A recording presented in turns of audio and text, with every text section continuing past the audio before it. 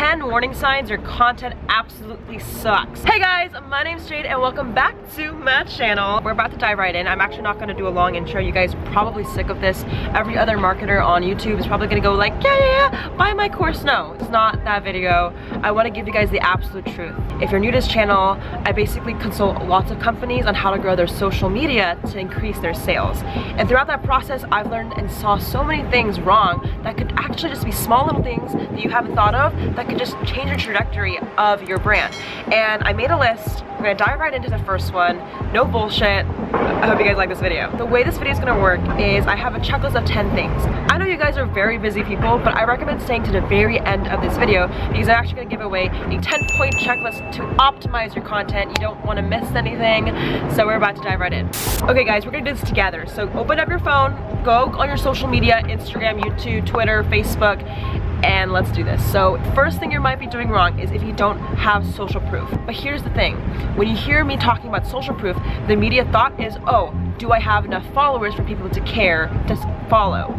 That's not what I'm saying. I'm not saying social proof needs to be a number on a screen. However, yes, it does help, but a lot of you guys are missing a bigger thing, which is the whole idea of social proof, right? Is to build trust with your customer, to build trust with you guys. But the thing is, listen, you can also do it in other ways. Like, for example, posting reviews, posting testimonials, screenshots of just happy people loving your content. Those are great ways you can use a social proof even if you don't have a large following. For the longest time on my account, I didn't have tens of thousands of followers yet. Actually, a year ago, before I did all this marketing consulting companies, I only had 1,000 followers. I did experience like a 700% increase in my brand over the past year, but that was because I was screenshotting your guys' testimonials. I like to share what you guys think about my content. Feedback is important because other people can see it and be like, oh shit, I really trust this person because Sally thinks so too. As humans, we're honestly such big bandwagoners, like whatever's cool, we just kind of pivot. So if you can do that with your brand in a way that's subtle, not just showing your followers, but maybe just showing, hey, these are 20 people that love my content. These are screenshots of happy comments from my last post. That is a huge indication that you're using social proof to build trust. Okay, cool. So the second problem is if you don't bring value to the table first. This is all about reciprocity.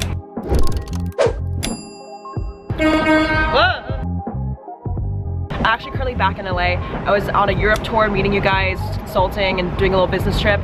So it's kind of nice to be back. I'm on this like rooftop thing, but like I don't think I'm supposed to be here. So if there's any time throughout this video that I get kicked out, we'll have to see. But anyways, step 2, if you don't bring value to the table first. I think a lot of times as brands, we always want our followers to just like do something for us, right? Like, hey, share this post, hey, comment, go buy this product, swipe up. But we forget we have to do the first initiation of the relationship. You guys love my analogy of dating, like literally social media is just dating online. Like I'm not joking, like if you're good at Tinder, you're good at Instagram. Actually, don't quote me on that, that might not be a good analogy. What I'm trying to say is, in like a relationship, when you want to show interest in someone, you don't just wait for them to come to you, right? Maybe you show a little flirting, right? You text them something, you send them a DM. Same with here. You want to flirt with your audience. So if you're not flirting with your audience, if you're not DMing them, if you're not saying, hey, thanks so much for watching, if you're not literally going one-on-one and telling your customers or followers, I know on this page we might be on different points of our career. Maybe you're an influencer or maybe you own a company, but the idea is the same. Like whatever you do on social media, you need to build that, hey, I scratch your back, you scratch mine. The best example of this is when you do a free gift. If you can give your followers something, like, hey, thanks so much for being here, here's a contest. That's the best way for me to just show thankfulness and gratefulness for your account. Third thing you're probably messing up on is not being a likable brand. I know, that sounds really weird. You're like, hey Jade, what does that mean? I like my brand, why can't people like mine? I'm not saying likability is like you love the product. The product I'm sure you guys are extremely proud of is solid. What I'm talking about is if your brand presence online isn't likable. The way you can be likable is actually if you show that, hey, there's bigger purpose to it. As humans, psychologically, we just like doing something that benefits others. Like deep down core in my like really tense, stressed heart, I just want to help everyone, right? Like I love business, I love sales and marketing, but at the end of the day, like I just want to give. If you can give people the idea that your account is, there's bigger meaning. For example, if you have charity work, right? A lot of brands these days donate half the proceeds to a charity they believe in. The keyword is believe in. what I've seen done wrong, a lot of you guys are doing wrong, is just thinking that it's enough to have good content marketing and a beautiful layout, right? There needs to be a bigger why. You need to have an ethos to your brand. Why is the purpose? You know, why you're creating a product, and that's the biggest thing. So make sure you guys spend time on your About Me page. If you have a website, just make sure you spend a lot of time of your brand story. You need to have a bigger picture. Fourth thing is if you don't have a squad name. Now, I'm not saying you have to call everyone the Dharma Nation. You guys know on this channel, you guys are my loves, and I call you the Dharma Nation because my last name is Dharma Wangsa, and it seems to work that way. But a lot of you guys are messing up because there's huge opportunity when you call your followers a name, because it gets community. It gets people like, I want to become part of the squad. The best example is when brands or accounts have ambassador programs, or when YouTubers call their YouTube squad a family name, right? It's important to build a tribe because that's how you build loyalty. Fifth thing you're probably messing up on is way too many offers. What I'm saying is, on every single Instagram post or YouTube video or just everything, you know that YouTuber that always says, hey guys, make sure you like this video, subscribe, comment, like the notification box before the video even started. Make sure you have a single call to action. I'm not joking. Make it simple, make it straight to the point. If you have an Instagram post, make sure you say, hey, swipe up, that's it. Keep it simple. People are confused as fuck. I'm not joking. One of the brands I was working with, I know it's under disclosure, I can't say the name, but they had like the sales page and there was like 40 million call to actions. It was like, buy this product. Oh, by the way, sign up for an email. By the way, do this, do that. And when it's a cold lead, when it's someone who doesn't know you, again, back to the dating analogy, you're not gonna marry someone on the first date. I don't know. Does anyone? I'm still learning. I don't know about you, but you probably want to go on multiple dates before you say, hey, I love you, let's do this forever, right? So actually, why am I doing dating analogies? I'm like literally saying it's important to be simple, okay?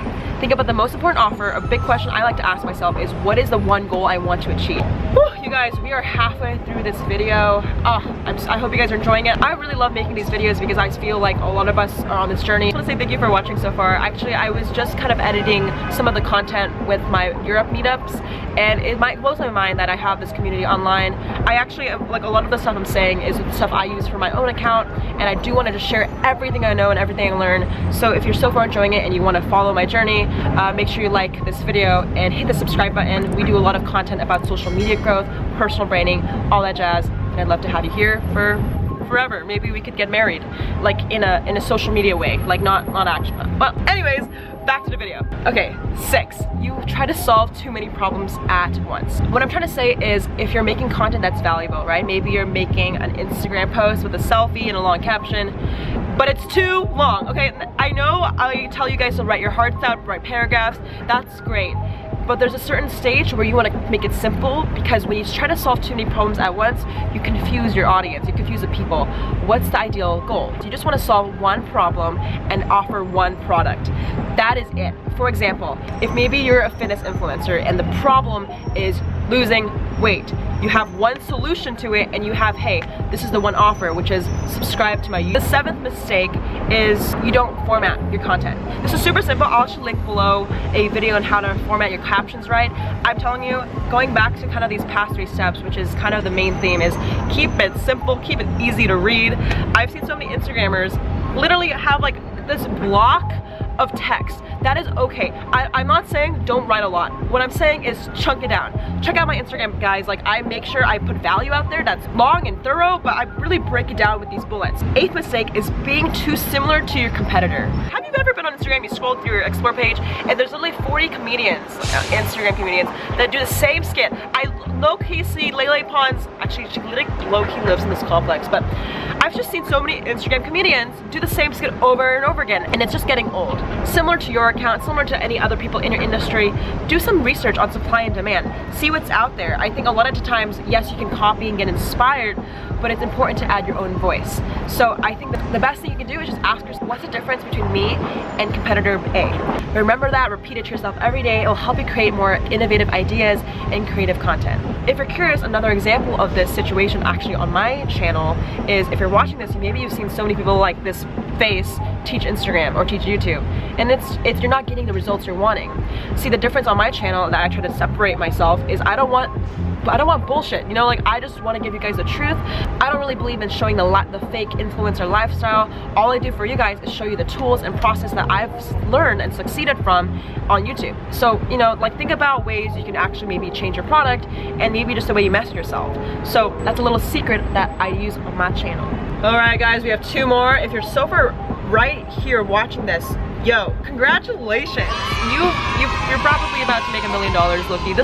I'm not joking, but this checklist took a long time to just figure out, and I've seen it help a lot of people. So we're gonna dive to the 9th thing. These last 2 are the ones I wanted to save actually towards the end of this video. A lot of you guys overstep or have a mistake, which is not having urgency in your content. Okay, this is the thing. Yes, you should be consistent, but it's okay to not be consistent. There's something mysterious and sexy when you don't post, or when you kind of have a pattern that's unpredictable. When you're unpredictable, the audience is curious and wants to know what's next, right? For example, if you're someone who posts on a schedule every day, perfect. But there comes a time where maybe you need to stop posting for a week, or maybe there comes a time where you need to pivot and do something a little different.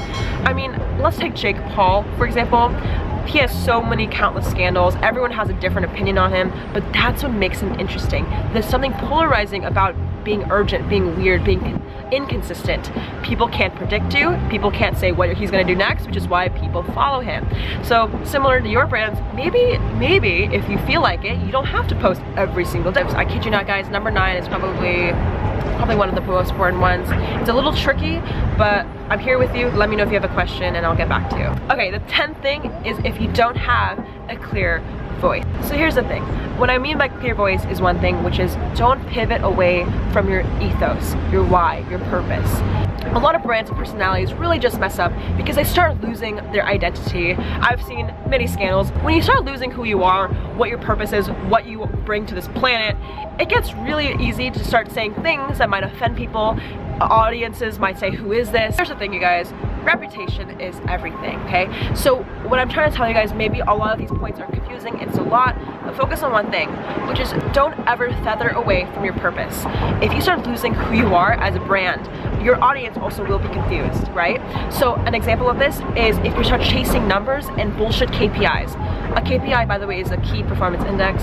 It's what a lot of brands use to measure success. Anyways, say you chase a number like 1 million followers on Instagram and that's all you want, and you'll do anything to get there.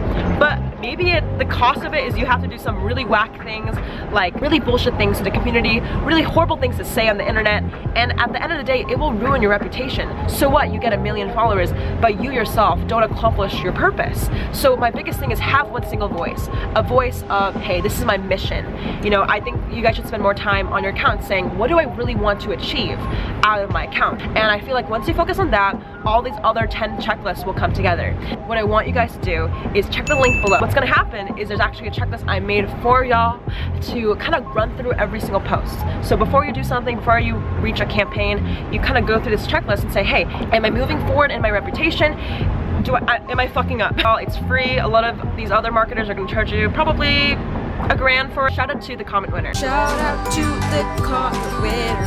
Comment on this post to be featured in the next episode. So I've been doing a thing where I've been shouting out you guys, whoever comments on my past video. Today, if you want to be the next comment winner on my next video, just comment below actually a question you have, what your thoughts are, and I'll feature you next time. But the key is, you guys, if you're someone who maybe is like, hey Jay, this is super cool, I want to apply this to my brand, but I don't have enough time. I actually do a lot of marketing strategy, and I'm opening a few more clients for the month of September and October.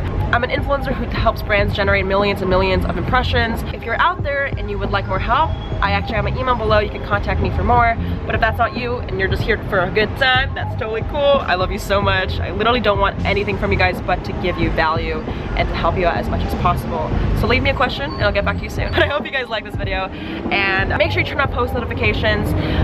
If you want to see my next content, yeah, cool. No, seriously guys, I'm super excited for the next product launches. My app is very well on its way coming out. We just launched its version 1.0 to our beta group, and so yeah, super excited. Thank you so much, by the way. If you're someone who really was caring about my mental health, and my last video when I was talking about like my shitting problems, thank you so much. I'm doing a lot better ever since I landed in LA from Europe.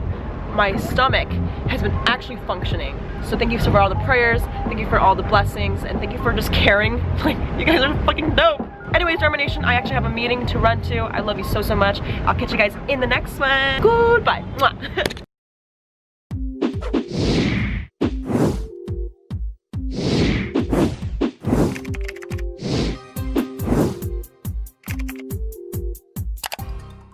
By the way, guys, we actually didn't get caught by security guards to film up here. I don't think it's illegal.